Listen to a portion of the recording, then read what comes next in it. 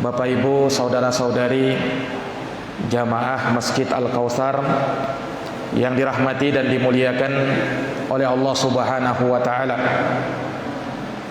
Alhamdulillah, alhamdulillahi bi ni'matihi tatimmus shalihat. Segala puji hanya bagi Allah yang dengan nikmat-nikmatnya tertunai segala amal-amal kebajikan. Salawat dan salam semoga selalu terkirimkan kepada junjungan kita Nabi besar Muhammad sallallahu alaihi wasallam, kepada keluarga dan para sahabat serta orang-orang yang senantiasa meniti jalannya sampai hari kiamat. Bapak Ibu, saudara-saudari yang dirahmati oleh Allah, pada malam hari ini setelah beberapa kali pertemuan kita terputus, maka semoga Allah Subhanahu wa taala memberikan kemudahan kepada kita untuk bisa mengkaji hadits-hadits Rasulullah sallallahu alaihi wasallam. Semoga bisa menjadi keberkahan di dalam hidup kita semua. Amin ya rabbal alamin. Kita telah sampai pada hadis yang ke-15 dari kitab Arba'in Nawawi. Setelah kita selesaikan hadis yang ke-14, maka langsung saja kita masuk al-haditsu al-khamis asyar, hadis ke-15. Hadis ke-15 ini diterima dari sahabat Abu Hurairah radhiyallahu anhu. Kata Imam An-Nawawi, an Abi Hurairah radhiyallahu anhu qala Rasulullah sallallahu alaihi wasallam, man kana yu'minu billahi wal yawmil akhir falyaqul khairan aw liyasmut, wa man kana yu'minu billahi wal yawmil akhir falyukrim jarahu, wa man kana yu'minu billahi wal yawmil akhir falyukrim dhaifahu. Rawahul Bukhari wa Muslim. Dari sahabat Nabi yang mulia Abu Hurairah, Abdurrahman bin Sakhar Ad-Dausi, semoga Allah meridhoinya, di mana beliau berkata, Rasulullah sallallahu alaihi wasallam bersabda, man kana yu'minu billahi wal yawmil akhir falyaqul khairan aw liyasmut. Barang siapa yang beriman kepada Allah dan hari akhir, maka hendaknya dia berkata baik atau diam. Wa man kana yu'minu billahi wal yawmil akhir falyukrim jarahu. Dan barang siapa yang beriman kepada Allah dan hari akhir, maka hendaknya dia memuliakan tetangganya. Wa man kana yu'minu billahi wal yawmil akhir falyukrim dhaifahu. Dan barang siapa yang beriman kepada Allah dan hari akhir, maka hendaknya dia memuliakan tamunya. Rawahul Bukhari dan Muslim. Hadits ini diriwayatkan oleh Imam Al-Bukhari, Abu Abdullah Muhammad bin Ismail bin Ibrahim ibn Mughirah ibn Bardisbah Al-Bukhari Al-Ju'fi, wa Muslim ibn Al-Hajjaj ibn Muslim Al-Qushairi An-Naisaburi. Hadisnya muttafaqun alaih. Para jamaah yang dirahmati oleh Allah, hadits yang mulia ini memberikan faidah kepada kita bahwa keimanan ini adalah perkara yang seseorang itu dipuji karenanya. Oleh karena itu, dia harus menjalankan apa yang menjadi konsekuensi keimanannya itu. Supaya apa? Supaya benar imannya dia. Karena iman itu bukan hanya sekedar pengakuan di lisan, saya beriman. Iman itu bukan hanya sekedar meyakini di dalam hati, saya beriman. Tapi keimanan mencakup amalan hati, lisan, dan anggota badan.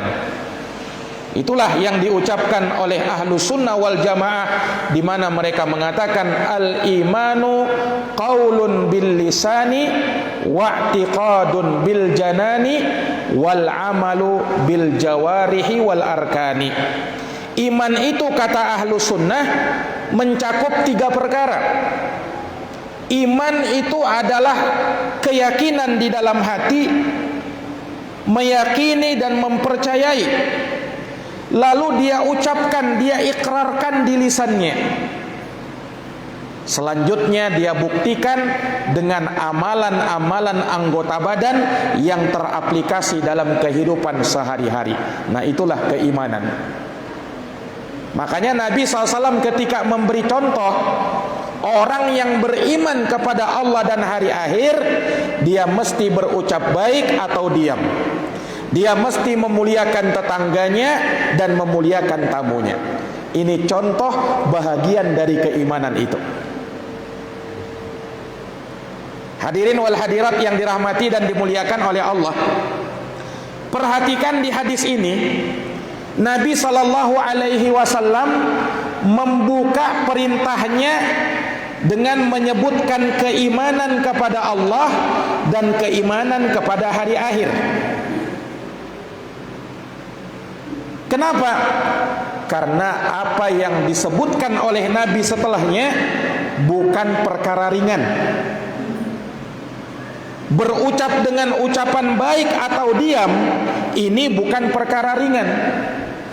Yang mampu melakukannya hanya mereka yang beriman kepada Allah, percaya dengan Allah, dan percaya dengan adanya hari pembalasan. Nah, kalau dia yakin bahwasanya amalan dia, ucapan dia akan dihisab oleh Allah, akan diperhitungkan oleh Allah, maka dia akan timbang-timbang semua ucapan dan amalannya. Jangan sampai ucapan dan amalan tersebut menjadi pemberat kejelekannya nanti pada hari kiamat. Nah, makanya orang yang beriman itu selalu hati-hati dalam ucapannya, dalam perbuatannya. Kenapa? Dia yakin Allah Subhanahu wa ta'ala Maha melihat. Malaikat-malaikat Allah akan mencatat segala yang dia ucapkan, segala yang dia amalkan. Para jamaah yang dirahmati dan dimuliakan oleh Allah. Dan di sini Nabi menyebutkan iman kepada Allah dan hari akhir. Sementara kan kita tahu, Pak, yang namanya iman itu ada 6 rukunnya. Iman kepada Allah, iman kepada para malaikat, iman kepada kitab-kitab, iman kepada para rasul, iman kepada hari kiamat, iman kepada qada dan qadar. Ada 6 rukun iman itu. Tapi kok Nabi hanya menyebut iman kepada Allah dan iman kepada hari akhir? Kenapa? Kenapa tidak dikatakan siapa yang beriman kepada Allah dan para malaikat, hendaknya dia berkata baik atau diam? Kenapa Nabi tidak berkata seperti itu? Atau misalnya siapa yang beriman kepada Allah dan Rasulnya, maka hendaknya dia memuliakan tetangganya. Tapi justru yang Nabi pilih, siapa yang beriman kepada Allah dan beriman kepada hari kiamat. Nah, ini ada rahasianya, Pak. Makanya sangat banyak memang ayat-ayat dalam Quran Allah gandengkan iman kepada Allah dan iman kepada hari akhir. Kita bisa lihat di dalam surat Al-Baqarah ayat 62. Allah Subhanahu wa ta'ala berfirman, "Man amana billahi wal yaumil akhir." Barang siapa yang beriman kepada Allah dan hari akhir. Lihat, disebut iman kepada Allah, iman kepada hari akhir.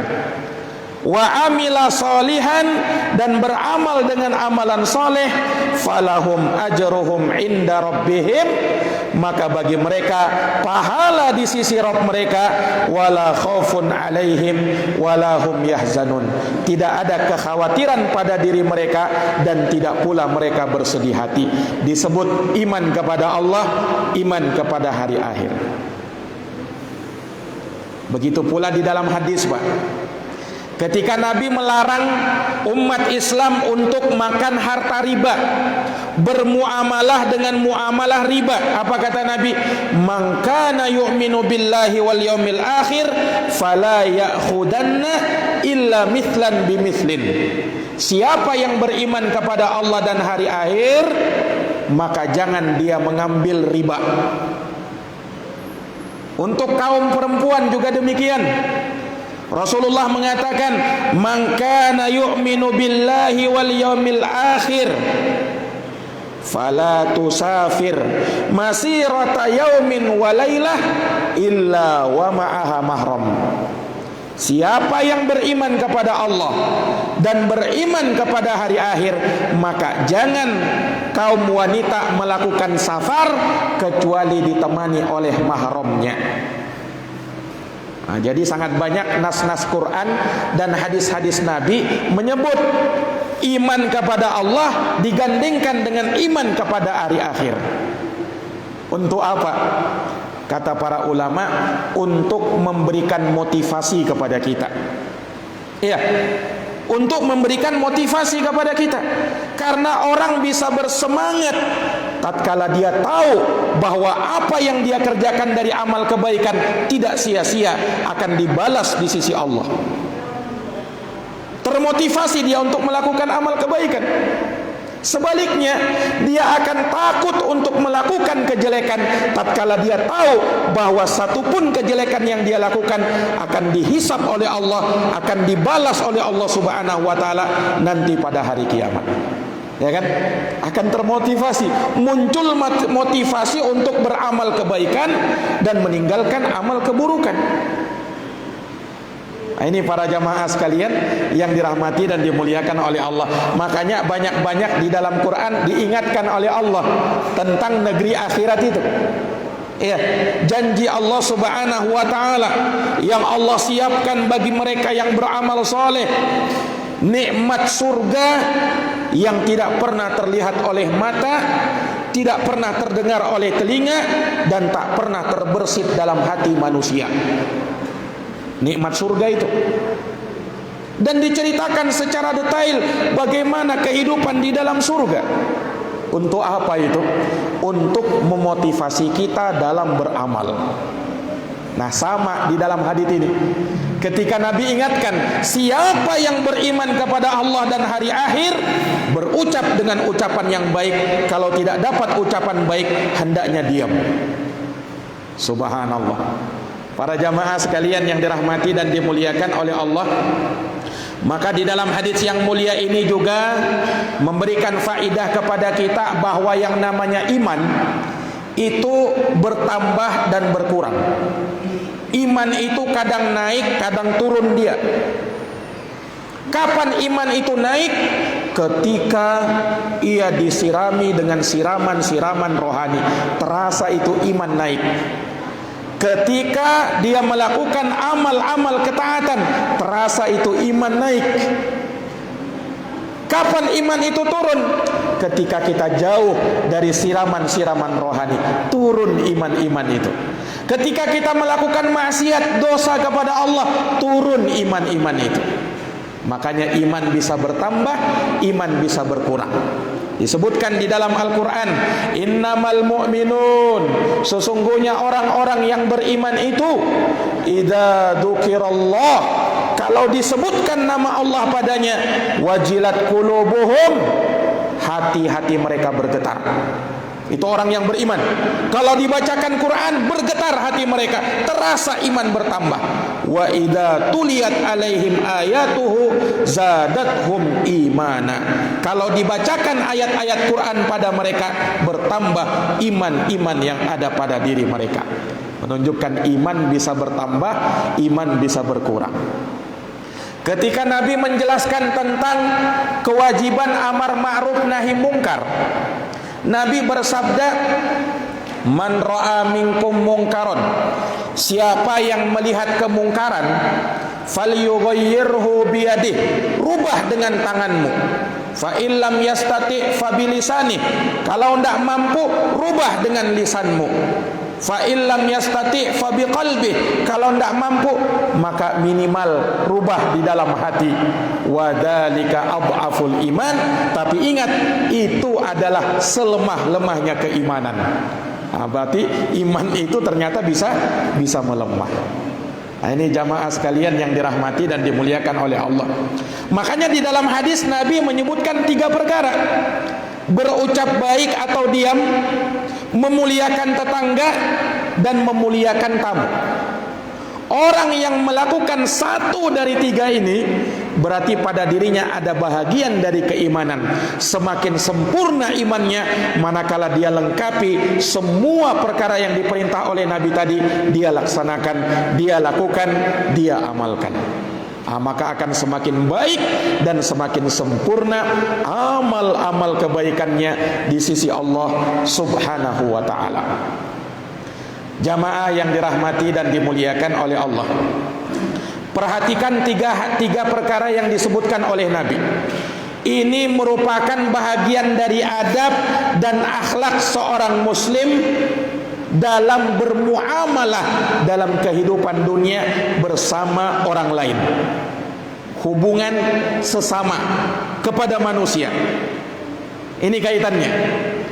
Nah, ini menunjukkan kepada kita ketika Nabi mengaitkan antara keimanan kepada Allah dengan apa yang terjadi dengan hubungan kita, interaksi kepada sesama manusia, ini menunjukkan bahwasanya orang baik itu bukan hanya baik hubungan dia kepada Allah saja, hanya secara vertikal saja, enggak, tapi secara horizontal juga kepada sesamanya.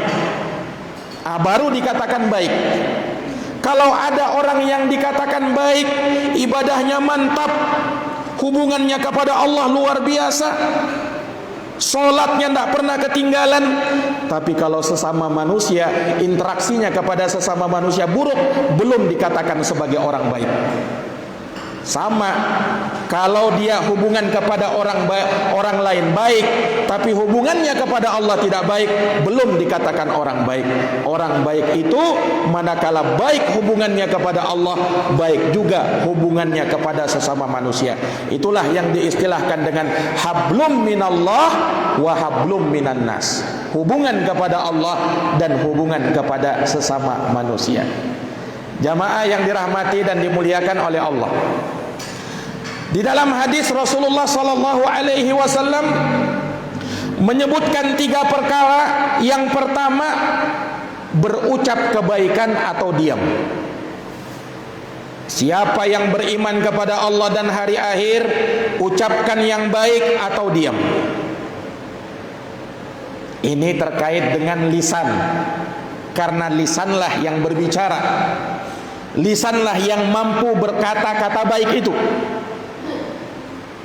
lisanlah yang mampu untuk melakukan atau mengucapkan ucapan-ucapan yang buruk.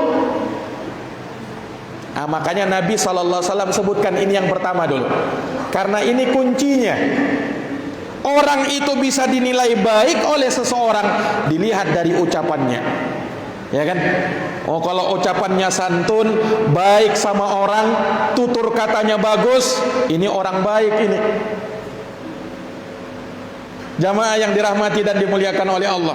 Makanya Allah ingatkan di dalam Quran, lisan ini nikmat dari Allah yang wajib untuk kita syukuri. Allah ingatkan di dalam Quran,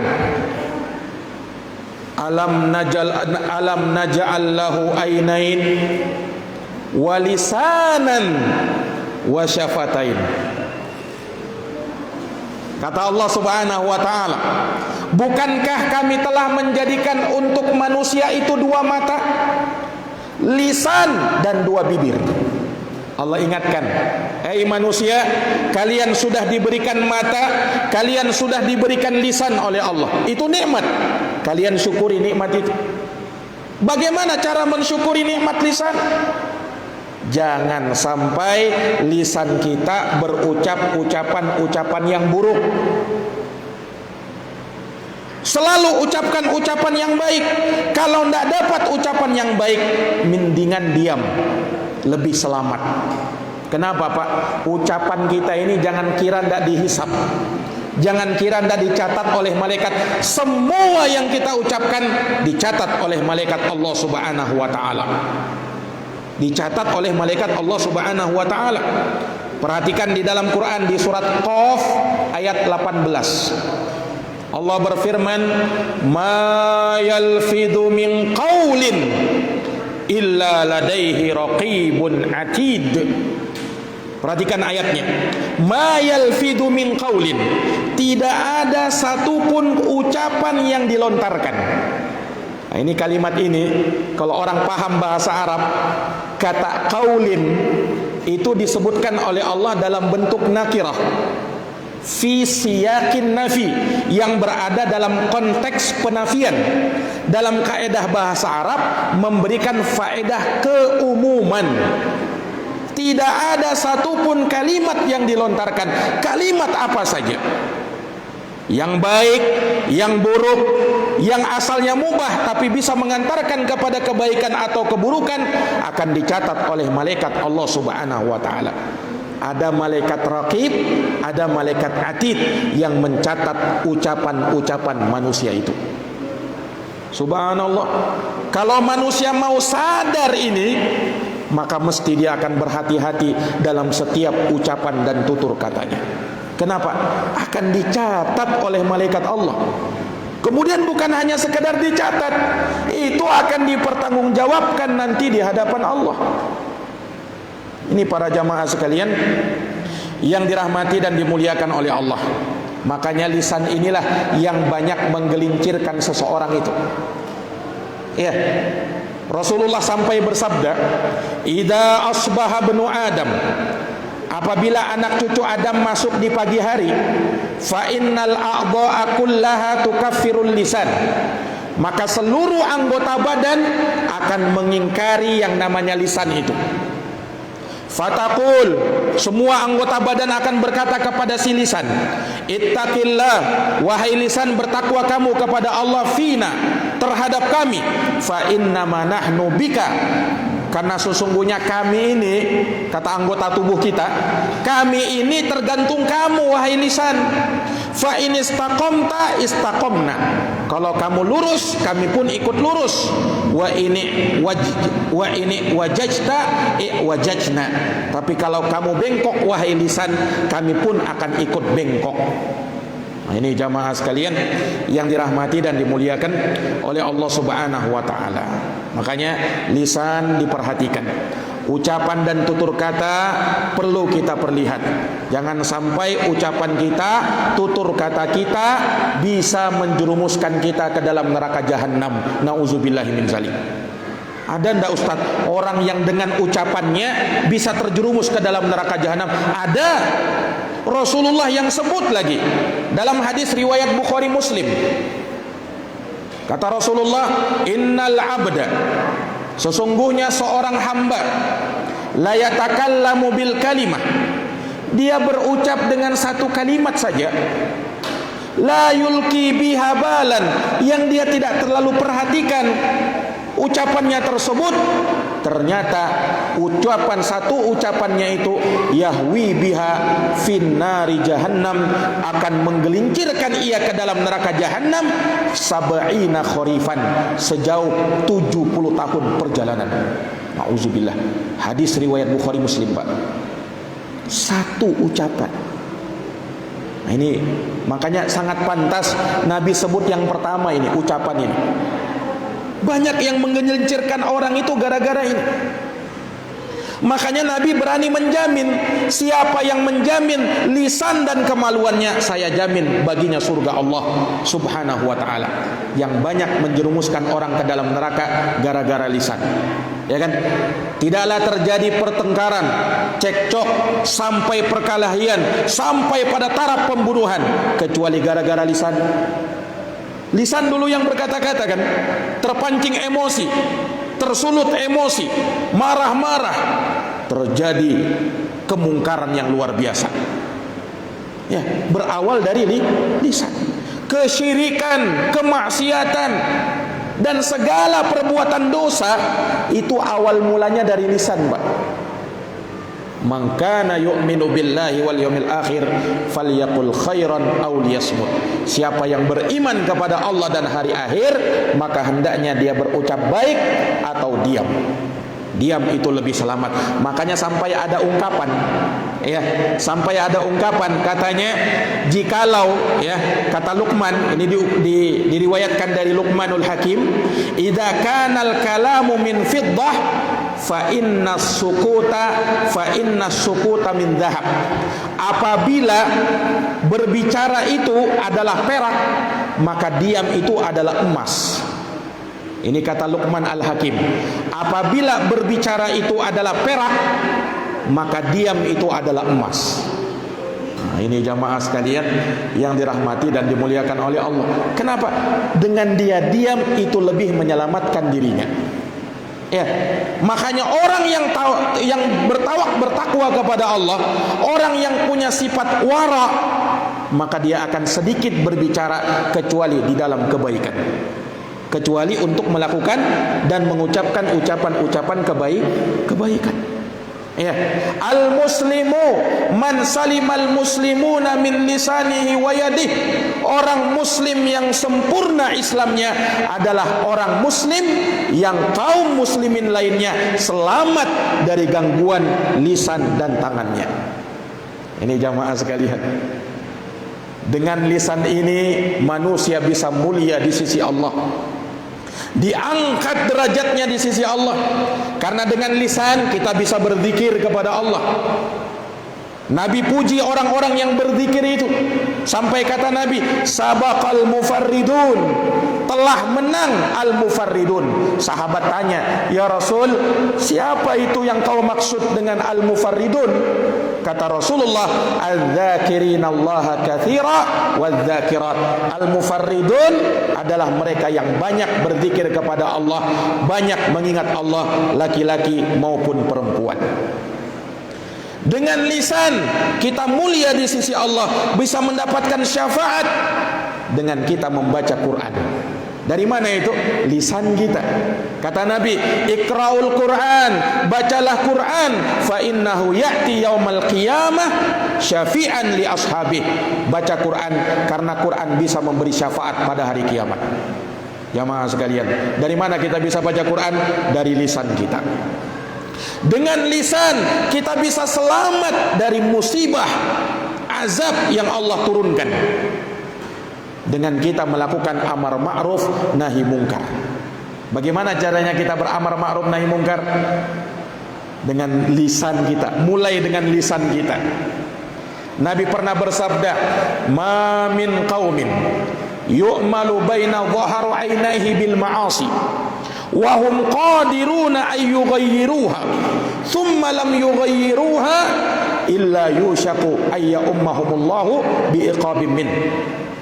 Tidaklah ada suatu kaum diperbuat di hadapannya suatu maksiat, dia mampu rubah tapi dia tidak mau rubah, dia enggan merubahnya, dia biarkan saja maksiat itu, tidak mau amar ma'ruf nahi mungkar.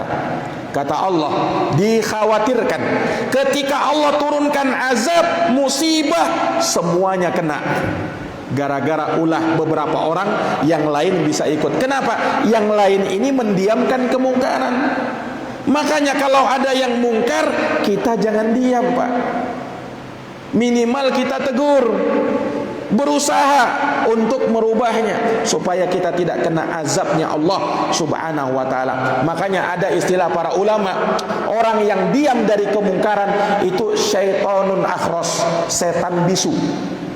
Nah, orang yang diam dari kemungkaran namanya setan bisu. Kenapa? Dia tahu mungkar, dia bisa rubah kemungkaran itu, tapi dia diam. Nah, ini bisa menurunkan azab Allah Subhanahu wa taala, bermula dari lisan. Jamaah sekalian, jamaah yang dirahmati dan dimuliakan oleh Allah, ini yang pertama. Kemudian Nabi sebut yang kedua apa? Man kana yu'minu billahi wal yaumil akhir. Siapa yang beriman kepada Allah dan beriman kepada hari akhir, maka hendaknya dia memuliakan tetangganya. Nah, ini hubungan bertetangga, ya. Hubungan bertetangga. Siapa itu tetangga kita? Yang berada di samping-samping rumah kita. Ulama rahimahumullah memberikan batasan. Ada yang mengatakan tetanggamu itu adalah mereka yang bersama-sama sholat bersamamu di masjid. Itu tetanggamu. Ada juga yang mengatakan tetanggamu itu adalah mereka yang berada di sekitarmu 40 rumah. Ada juga yang memberikan batasan 40 rumah ke depan, 40 rumah ke belakang, samping kanan, samping kiri. Itu tetanggamu. Tapi yang paling berhak untuk mendapatkan kemuliaan dari kita adalah tetangga yang berada di samping rumah kita atau di depan rumah kita, di belakang rumah kita. Nah, itu yang paling berhak mendapatkan kemuliaan. Makanya Aisyah, Sayyidah Aisyah radhiyallahu anha pernah tanya kepada Nabi, "Ya Rasul, saya punya tetangga. Tetangga siapa? Tetangga mana yang paling berhak untuk aku baiki?" Kata Rasulullah, "Ila aqrabihima minka baban." Tetangga yang paling berhak mendapatkan kebaikanmu adalah tetangga yang paling dekat pintunya dengan pintu rumahmu. Nah, ini kata Nabi, mulai dari situ dulu. Jamaah yang dirahmati dan dimuliakan oleh Allah Subhanahu wa ta'ala. Tetangga ini kata para ulama ada 3. Kalau dia tetangga kita, muslim dia, dan kerabat kita sekaligus, maka 3 haknya. Hak dia sebagai tetangga, hak dia sebagai orang Islam, hak dia sebagai kerabat kita. Itu yang pertama. Yang kedua, tetangga kita yang bukan kerabat, maka 2 haknya. Hak bertetangga dan hak sebagai orang Islam. Kalau dia tetangga kita, bukan kerabat, bukan juga orang Islam, maka 1 haknya, hak dalam dia bertetangga.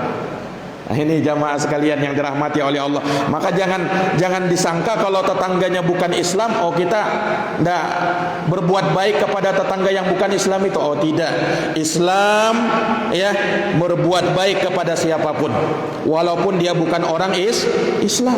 Hak di dalam bertetangga. Makanya sahabat Abdullah bin Amr bin Al-As radhiyallahu anhu pernah nyembelih kambing. Lalu dagingnya ini dibagi-bagikan kepada tetangga-tetangganya. Nah, sahabat Abdullah bin Amr bin Al-As tanya, "Fahal ahdaitum li jarinal yahud?" Salasa marrat. Apakah kalian sudah bagikan kambing yang tadi kusembelih kepada tetanggaku yang si Yahudi itu? Kalian sudah bagi atau belum? Kata sahabat Abdullah bin Amr bin Al-As, kalau belum, bagi juga dia. Kenapa? Walaupun dia orang Yahudi, dia tetangga saya. Subhanallah. Kata Abdullah bin Amr bin Al-As, saya mendengar Rasulullah bersabda, "Mazala Jibrilu yusini bil jari hatta zonantu annahu sayuwarrithu." Senantiasa Jibril itu, malaikat Jibril mengingatkan aku, mewasiatkan aku untuk memperhatikan hak tetangga, sampai-sampai aku menyangka jangan-jangan tetangga ini bisa dapat hak waris. Gara-gara terlalu sering Jibril mengingatkan, jangan-jangan kalau saya meninggal, harta saya bisa juga dibagikan kepada tetangga ini. Karena terlalu seringnya Jibril ingatkan kepada Rasul, tetanggamu, hak dalam bertetangga, perhatikan tetanggamu. Subhanallah. Jamaah yang dirahmati dan dimuliakan oleh Allah. Makanya orang lain yang lebih berhak mendapatkan kebaikan dari kita, yang bukan kerabat kita, adalah tetangga. Nabi ingatkan, Pak, wallahi la yu'min, wallahi la yu'min, wallahi la yu'min. Demi Allah tidak beriman, demi Allah tidak beriman, demi Allah tidak beriman. Sahabat tanya, "Man ya Rasulullah? Siapa yang tidak beriman itu ya Rasul?" "Man la ya'man jaruhu bawa'iqah." Orang yang tetangganya tidak merasa aman dari gangguannya. Tetangganya terganggu dengan ulahnya dia, ucapannya dia, perbuatannya dia, terganggu tetangganya. Tidak beriman orang yang seperti itu, kata Nabi sallallahu alaihi wasallam. Sampai-sampai, Pak, ya, Bapak Ibu yang dirahmati oleh Allah, Nabi pernah ditanya oleh sahabat dalam hadits yang sahih. Nabi ditanya, "Ya Rasul, ada seorang perempuan ini Masya Allah Sholatnya luar biasa, tidak pernah ketinggalan sholat. Jangankan sholat fardu, sholat malam tidak pernah ketinggalan. Puasanya jalan terus, tapi hubungan bertetangganya kurang baik ya Rasul. Apa kata Rasul? La khaira fiha hiya finnar. Tidak ada kebaikan pada wanita tersebut. Padahal ini orang yang selalu sholat, puasa, melakukan amal kebaikan, hubungannya dengan Allah. Tapi ketika hubungannya kepada manusia, tetangganya buruk, maka kata Nabi, tidak ada kebaikan pada wanita tersebut. Subhanallah. Ini para jamaah sekalian yang dirahmati dan dimuliakan oleh Allah. Makanya dosa kalau hubungannya ke tetangga 10 kali lipat, Pak, dilipat gandakan oleh Allah. Kata Nabi, orang yang berzina, zina itu kan dosa besar, bukan dosa kecil. 10 kali dia berzina lebih ringan daripada dia berzina dengan istri tetangganya sendiri. Orang yang mencuri 10 kali dia mencuri di tempat orang masih lebih ringan daripada dia mencuri di rumah tetangganya. Luar biasa hak tetangga itu. Nah, ini jamaah sekalian, makanya termasuk dari tanda kiamat, tanda akhir zaman, ketika kita sudah mendapati hubungan bertetangga yang kurang baik. Iya, tidak baku akur dengan tetangganya, selalu ribut dengan tetangganya. Apa saja dipermasalahkan. Kenapa? Dia lihat tetangganya punya ini, punya itu, iri dia. Memunculkan iri dengki. Dan nantinya bisa memunculkan permusuhan. Makanya ini tanda kiamat, kata Nabi SAW. Ketika hubungan bertetangga sudah mulai tidak baik. La taqumus sa'ah, tidak tegak hari kiamat hatta yadhharal fuhush wat tafahush wa qati'atur rahim wa su'ul mujawarah. Tidak tegak hari kiamat sampai nampak perbuatan keji, sampai nampak pemutusan tali silaturahmi, sampai nampak hubungan jeleknya hubungan bertetangga. Ini jamaah sekalian, maka kita diingatkan ya, terkadang juga kita ini diberikan tetangga yang buruk. Bagaimana Ustadz sikap kita begini? Tetangga kita ini jelek Ustadz. Kalau tetangga baik, Masya Allah, bersyukur kita. Ada tetangga yang luar biasa, kita baikin, tapi dia berbuat jelek sama kita. Kita muliakan dia, tapi dia tidak pandai memuliakan kita. Jamaah sekalian yang dirahmati dan dimuliakan oleh Allah, kita hanya diperintahkan menjalankan kewajiban. Kewajiban kita memuliakan tetangga, pahala bagi kita. Adapun urusan mereka tidak memuliakan kita, tidak menghargai pemberian kita, bukan urusan kita. Kita sudah dapat pahala. Kita berkewajiban menjalankan kewajiban saja, muliakan tetangganya kamu itu.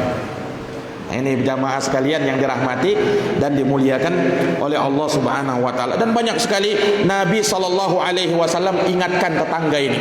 Kalau kamu masak, kata Nabi, perbanyak kuahnya, bagikan kepada tetanggamu. Kenapa? Laisal mu'min billadhi yashba' wa jaruhu ja'i.